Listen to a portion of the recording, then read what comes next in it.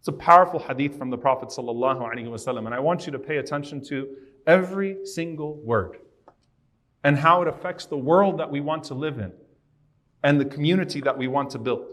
Abdullah ibn Umar radiallahu anhuma says in an authentic hadith in the Ibn Majah, قال أقبل علينا رسول الله صلى الله عليه وسلم فقال يا معشر المهاجرين خمس إذا ابتليتم بهن وأعوذ بالله أن تدركوهن. He said, O Muhajirin, O those who have come from Mecca. So he's talking to the early Muslims. The Prophet ﷺ is saying there are 5 things that if you are tested with these 5 things, and I seek refuge in Allah, that you are tested with these 5 things. فقال صلى الله عليه وسلم لم تظهر الفاحشة في قوم قط حتى يعلنوا بها إلا فشى فيهم الطاعون والأوجاع التي لم تكن مضت في أسلافهم الذين مضوا. Prophet ﷺ said that immorality never spreads amongst the people. And Ibn Abbas radiallahu anhuma has a similar narration where he says a zina in particular, right? And its different forms. And you can think about all the forms of adultery and fornication that exist in our society. That immorality never spreads amongst the people unchecked, except that Allah subhanahu wa ta'ala will test them with diseases and plagues that no nation before them has ever even heard of. Allah Azza wa Jalla will affect their health because they're using their bodily health. They're using what Allah has given them of their bodies for indecency. And so Allah subhanahu wa ta'ala allows the health that they use to deteriorate collectively as a result.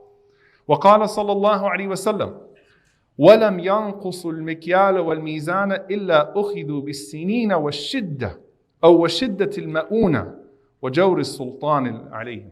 The Prophet ﷺ said that they do not cheat one another with their weights and with their scales. They don't start cheating each other financially, except that Allah subhanahu wa ta'ala will strike them with all sorts of famine, with severe calamity, and with the oppression of their authorities upon them.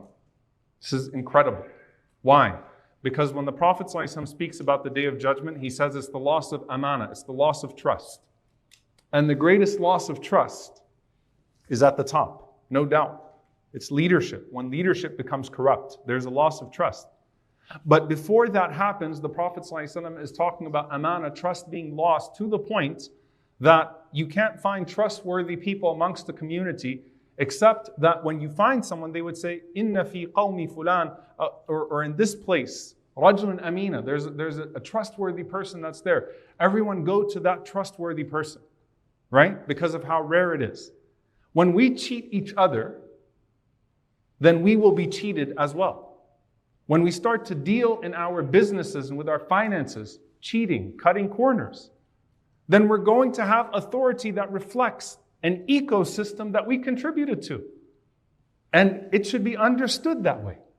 That your actions, you might be thinking like, what's the big deal in my business? What's the big deal? You know, subhanAllah, mikyal and mizan, you think about what economics looked like in the time of the Prophet sallallahu alaihi wasallam.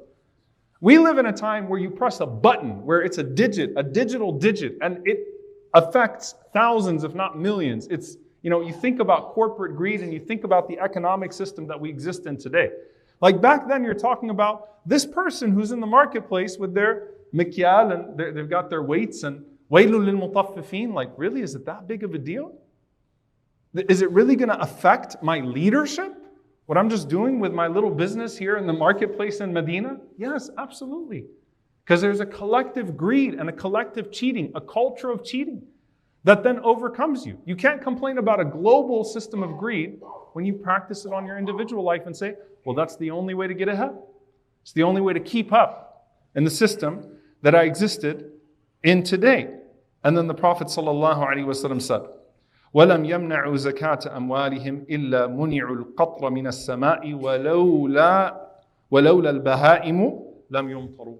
Prophet ﷺ said that they do not withhold their zakah, their charity, their mandatory charity, except that Allah subhanahu wa ta'ala would withhold His rain from the skies.